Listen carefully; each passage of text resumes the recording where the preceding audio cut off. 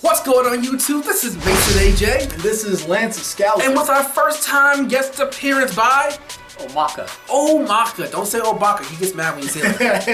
Is that Obama? So this is actually our first time doing a response to an article which came on our desk table. We've been meaning to do it for a while, but we had so much stuff happening, preparing for Dragon Con, watching the Fantastic Four movie, watching for The Walking Dead. But now we're finally going to get down to the nitty-gritty of, hey Marvel, it's time to boycott you. Is that what it said? It's like, okay, boycott Marvel. I got it right here. You got it right there. Haha. Hold on, with like product placement. Okay. It's why I'm boycotting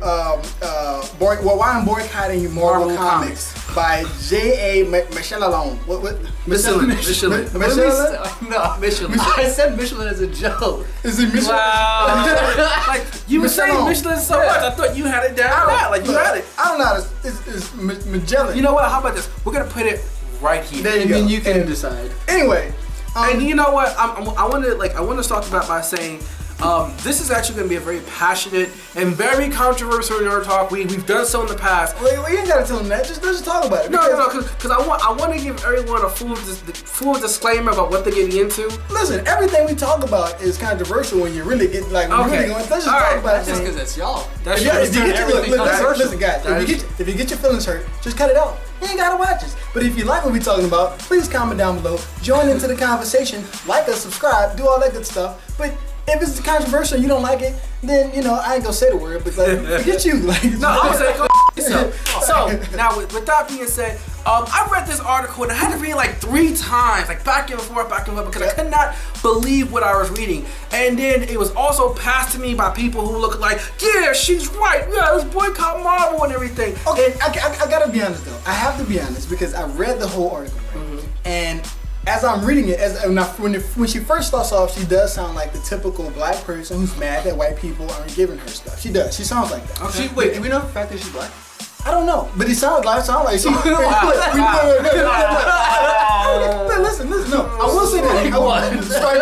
Whatever. I do know she's not white. I'll just say that. But I'm just telling you what it sounds like. Wait, you know what? After what happened with the recent NAACP, we don't know. You know what? We don't know. She could be posted. Okay.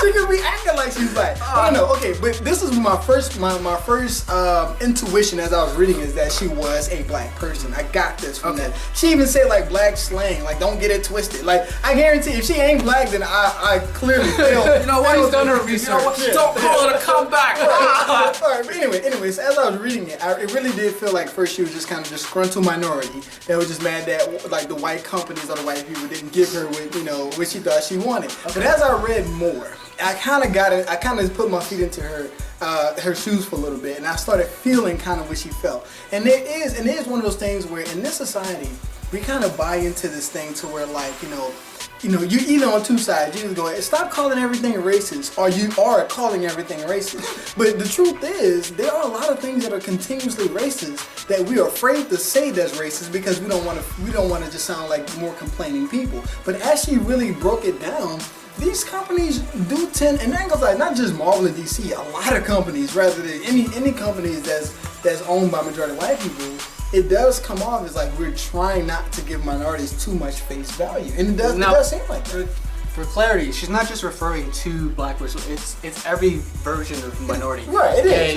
Yeah. And then she does specifically point out, gay people, and what she says queer, which I think is kind of weird.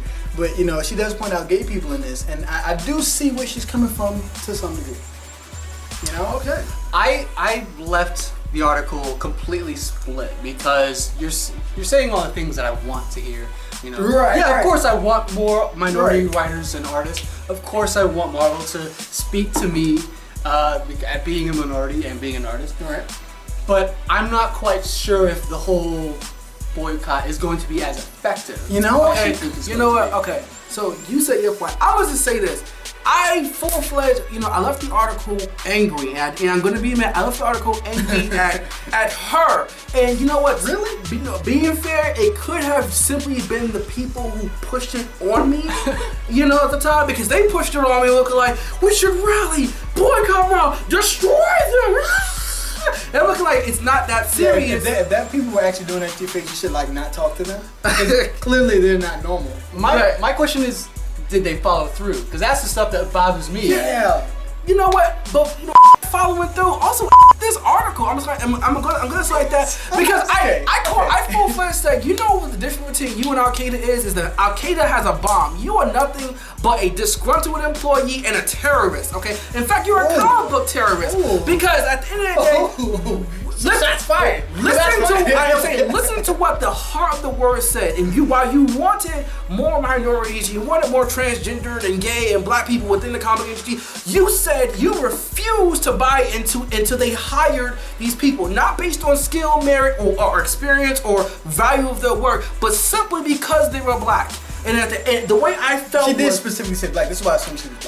And the way I felt was, if we are all comic book readers and comic book artists, and we are all pushing out into the pod. If you're sitting in your home and you're making your own little product and you're doing it, and someone walked up on the street and said, "Hey, why isn't your main comic book character black?" Knowing the full well that you are an African American black man, then you're looking like, well, that's because that's the character I created or chose to make that way, and that's the art I put out. I get the idea that maybe people are under the impression that comic books are made specifically for them. These are stories that you guys, specifically the audience, did not write or create. You're simply receiving it. I have a quick question, Mason. So you're mad that she's doing it. You're calling the terrorist. There's the theory that sometimes the extremist is needed in order to push the agenda. And would you agree with that at all? Yeah, and you know what? I find myself normally I am the extremist. So like this is so you're just mad she's taking your spot. No. But no, normally I am the extremist, but also working behind the scenes with a lot of artists and a lot of writers and like that. I personally feel more connected to them because I know that they stay up late at night, 3 o'clock in the morning, pushing out these books. And sometimes these books are not their own original creations, but sometimes they are their own original creations. And fans, people from the fan perspective, feel like they have like somehow some ingrained right to judge people when they themselves are not putting in the work. And as Lance and Scott always say, if you do not like what's being put out there in the world, go make your own, write your own comic books, put it out there in the world. And I'm looking like, case in point, people upset that Superman isn't the goody boy user. He actually has feelings and emotions. I'm gonna boycott Superman because I refuse to support this. Okay. See, this is one of those things where like, as much as I understand, you're right, I agree, like that's my thing. Like you don't like it, go create it yourself. But on looking at it from her point of view, looking at it from a more sympathetic point of view, I can see where the uncomfortable feeling of the people who have all the power, when it comes to like all the content that we love that goes out, when it comes to Avengers movies and all this other stuff, because we love this stuff, we pay for this stuff, we like this stuff. Yes, and it's one of those things where it's like I understand, like from her point of view, it's like, why don't you have more people who understand that culture create that culture? And for that aspect, to ask that question, this is where I differ from her. To ask that question and to ask them to do that is one thing, but to declare because I feel like she's declaring war on this company the way she's talking about. It's one of those things like that's going too far. If you feel that passionate about it, go and create your own stuff. Go and get rid of the artists. I have sort of I agree, but I slightly agree. Disagree, excuse me. So basically this says we want more minority creators and we want more minority characters, right? Mm-hmm. Thing is that my question is that responsibility really on the company, the artists, or the consumers? I think to some degree it's more on the consumers. Mm-hmm. The reason is you said Marvel's established. Right. They've got their characters, and chances are they're not likely to change because it's been working for so long. It's been working for money. Exactly. People are going to go to them. So what do? You go support your local artists, right? Who are actually giving the things that you want. We live in Atlanta, where there's plenty of minority artists, and hey, Omaka's one of them. He's the colorist for Hero Cats, so check Hero Cats out. Like, Hero Cats. But it's one of those things where it's like you're absolutely right. We need to, and that's another thing.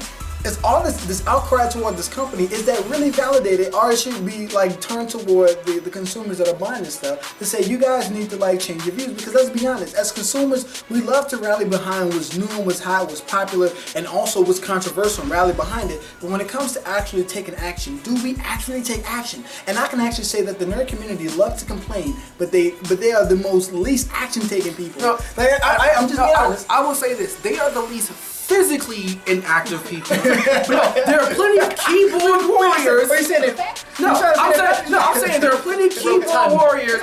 You know, people who want to yell and complain through the many ways of the interwebs, right. But like very rarely. And I'm gonna say this, I'm gonna refer this to a video game. Mass Effect 3 came out. People were very disappointed in the ending of Mass Effect 3. And they rallied behind that. And they rallied, and they was physical action behind that. And they changed the ending.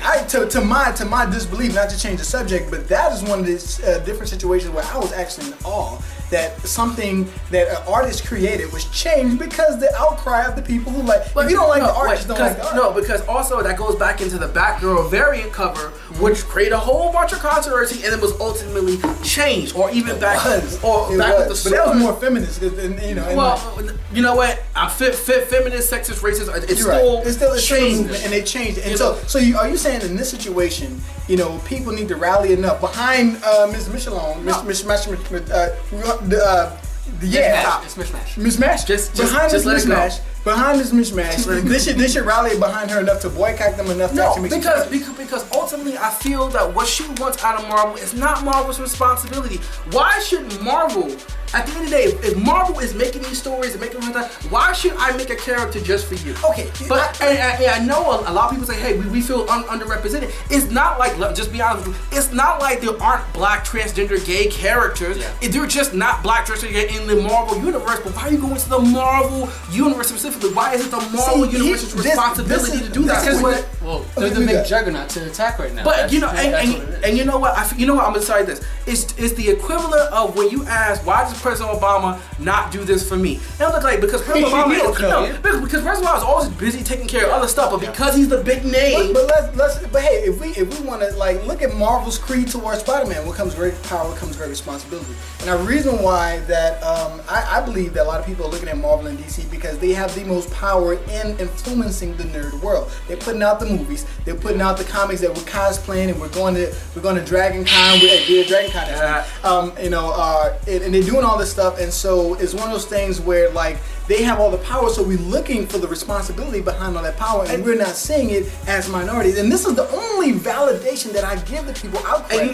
But you see, also here's the flip side. In the same article that we're talking about, you know, she mentioned the fact that the new Blade comic book is coming out, and she was just gruntled, angry, whatever. That they gave it to two white guys, right? Which kind of offended me, to be honest. Like that kind of offended me a little bit. I mean, don't get me wrong. Like I understand that racism exists. I understand that there are a lot of like different, like, you know, there are a lot of I guess you can say biases and stereotypes that goes to our racism. But when people say stuff like that, not only about black people but like Mexicans, like, oh, they gotta give it to Mexicans. Oh, why they gotta give it to white people? White people. It always hurts me in the inside because I look at people as equals. I love everybody. So when you say stuff like that, even if it does have merit, it still hurts because it's still like a racist comment. And see, that's what I'm saying is, because it's a black character, we have to give it to black writers. Now, I'm not saying, she did make a good point, whether or not enough black lead writers, and I will give it to that. But do those are black lead writers incapable of writing white characters, or white writers incapable of writing black characters? One of my favorite books nowadays is the Infinity Gauntlet and the New Secret Wars, which has an almost all black cast, and it's written by not an African American writer, and he writes it superbly.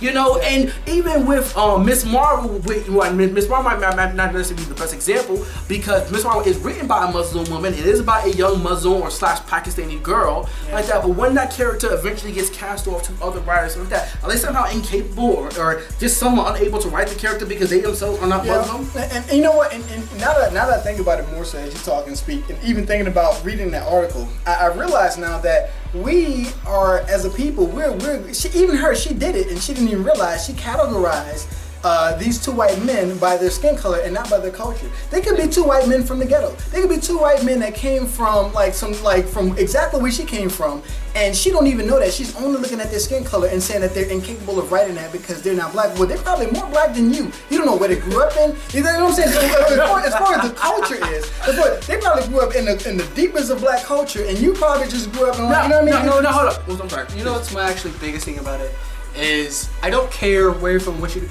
And we were talking about this before. Mm-hmm. If the writer can write about a culture and show me the beauty and the nuance and the fantasticness about it, then great, wonderful, I'm in, and that will suck me in, and that I will want to read that. And that's the thing, all the aspects of the negative aspects of this article that I don't like, that everything she's referring to has an outside source. Like, I want more blacks to write this rather than I want more people who understand the black culture. Yeah. You know what I mean? It's always all visual. Well, hold up. Also, I have to give merit to a previous article, you know, where it was an interview to Christopher Priest, okay? Christopher Priest is a very prominent, very talented writer, and he worked very exclusively with Black Panther, especially in like the early 90s and 80s, and when that character was coming up. And he himself was saying, hey, I want the few black guys, in Marvel, I want the few black guys here, so I was really working to make the Black Panther character relevant. And then Marvel, being the corporate conglomerate, was like, hey, you know, make Black Panther more urban.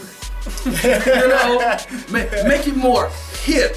You know what I'm saying? And but that don't even make sense with Black Panther because he's from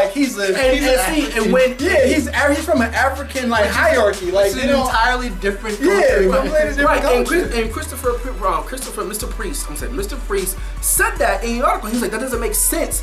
But because there were so few African American heroes, especially at the time, and hip hop and everything was all the rage, they wanted something to go with that. And he ultimately ended up saying in the article, with no disrespect to the people who he was referring to, was they ultimately ended up giving the writing job to these two Latin cats who had no idea what hip hop was. That's kind of disrespectful to me. To even take a very strong, powerful black man who's the king of a country, you know, and you make him like hip hop because it fits your agenda. It's so disrespectful to the culture, and see, you know. And you know what?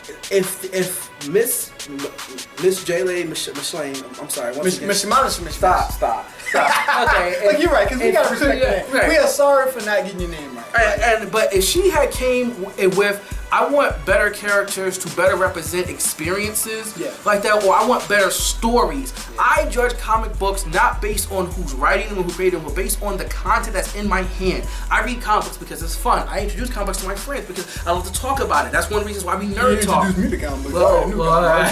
Don't be pointing at me like you're introducing me to comic books. I educated you to comic books. But I'm interested in the stories being told, and for me, story comes first, and then secondly, the art that's being presented. And I judge the merit of a book or the merit of a character based on what's being presented to me. Case in point, Luke Cage, who's become very prominent within the early 2000s, ever since Marvel Civil War. He's a very urban, very black character who can never. What's up, dog? I'll save your life for like $20. No. Why you gotta say it like that? But he's a very black urban character. He's in an interracial relationship, has an interracial baby. Whenever I hear him speak in my head while I'm reading the book, he feels like a black man. Or he never feels like, what's up, wiggity whack. Yo. You know, I never feel that way for him, but a lot of the time when he's being written by white people. But I'm not judging it based on the skin color or who created it. I'm judging it based on the character that's being presented to me.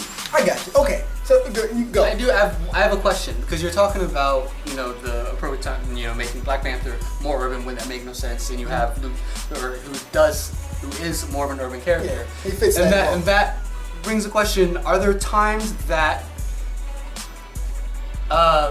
Human Torch was it appropriate to make him black, and not in terms of will it be offensive, but did he need to be black? And I mean that, and I don't mean to focus on just that. I mean, are there times when you don't need to make a character minority just so you fill in, you can check off that box? You know what? Okay, I'll say this because I remember me and Marcus, one of the other artists that works with him on Carry Hero Cast, we were talking about one time, and he has this thing on Facebook. If you guys ever check out his Facebook, he has a lot of characters that he just draws black. You know what I mean? Like, and I think that's kind of cool, you know. And it's one of those things where I think sometimes, as long as you're not trying to push a culture, If you're not trying to push a culture, but if you're just like what they did with Nick Fury. Nick Fury was turned black, right? And then Samuel Jackson was made okay, here's the key difference. Okay. A version of Nick Fury from a alternate story where things were completely different was black.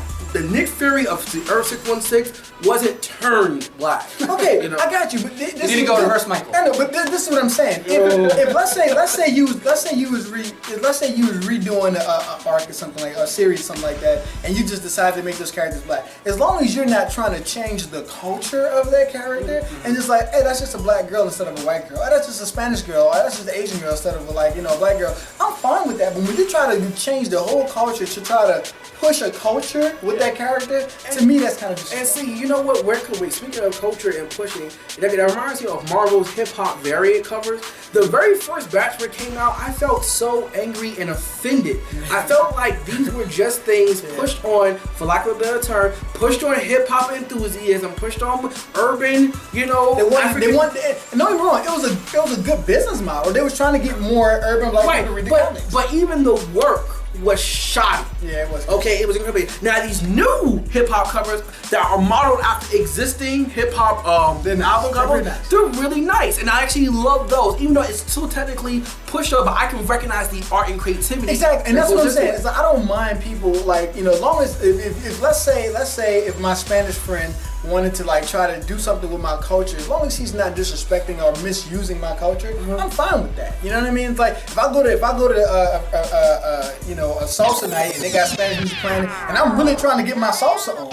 You know what I mean? Like that's what's up. I'm not going there and say like, hey, why me making fun of it? Like that's disrespectful. But if you're really trying to get your urban on, make it happen. But I want to get back to the heart because we got a little bit distracted. I want to get back to the heart issue, which was the article itself, and this is the offense that I took from it. Okay, I was not offended by her standpoint. Yeah, give me a closing point. Okay, I was not offended by her standpoint. I was not offended by the fact that she was angry. I was more offended just on the demands she made. Because once again, I felt like as a creator, if someone came off the street and demanded of me that I make my characters this way, that I make this for them, or that I hire people, once again, not based on skill, experience, creativity, or expertise, but simply based on skin color. Yeah. Hire this guy because he's black so we can have more black writers. Doesn't matter if he's garbage or not, just because he's black, so let's just put him on the roster.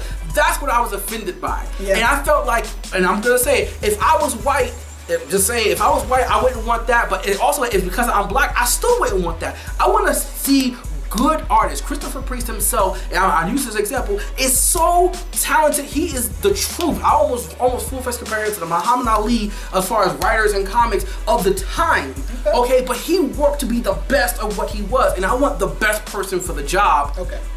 Not necessarily the most colorful person for the job. Oh my God. Yeah, what's up? The closing arguments on the article. What do you actually, after speaking about it. Basically, I think that there is a core issue that she's addressing, and it's basically we want these things. We want more minority characters and creators. Mm-hmm. I just don't think that a boycott and the way that she's demanding, as he's saying, is going to. One, I don't think it's necessary. And two, I don't think it's gonna work really. I don't think that it's really gonna get because the point of Marvel is to make money. Yeah. The point of everybody else, us, the smaller creators, we are here to make things and to enjoy. And if you want to enjoy something, find the people that are doing that for you. Right. And all I can say about it is, and please guys, make sure you comment down below because this is a conversation that I really want to hear other people's thoughts on. But and like you said, as a I'm an artist, you're an artist. We actually do our own small comics and stuff like that. And it's one of those things where at the end of the day, if you don't like what a company's doing, do it yourself. I always say this all the time. Instead of it's okay to complain, it's okay to chime in and have a conversation about it. But to go to boycotting, if you're gonna go to the extremes of boycotting, you need to actually go and find some young artists and invest in these guys. And help them build a company and get and you know what? In case you didn't already know, I'm gonna give you some names right now. Check out Marcus Williams. Check out Lance Turner. Check out Omaka, my man right here. Check out Anthony Pippin. Check out Robert Jeffrey. These are people that we have interviewed on the Aficionados. So there are plenty of people that you can go and support. If you feel that Marvel doesn't deserve your money or you're not being properly represented within those comic books, these are people who are making these comic books or various art forms that fit that would appreciate that fills this role. That fills this role that we're looking for within these awesome comics, and we want more of a minority flavor to. And that's okay if you want that, if that's your style. But don't be. So basically, the entire point of this entire thing was just to push our own stuff. No, I'm Go get out stuff. I mean, no, that's not the point. But no, like I said, I do want to hear what people have to say about it. But the bottom line is that like we can either, I do want to hear what you guys say. But my point is, for me, my point is that don't complain because the life ain't fair, the world ain't fair. These companies don't really care. They actually bank off of you getting upset because the more you get upset and share this stuff, the more it goes out, the more people go by it to see what you're talking about. So they actually make more money the more you complain. So you're not helping anything. You're only making it worse. So I just say it's like you look at it. If you don't like what you see, go and buy something else. If I don't like a product at the store, I say, I ain't buying that product no more. We'll buy something else. And we're not doing that in the nerd community for some reason. I don't understand it. We need to support our own people. I want to be like this. This is not limited to African Americans. It's not. Definitely. This is limited to. No, only black people need to buy these. Wow. Okay.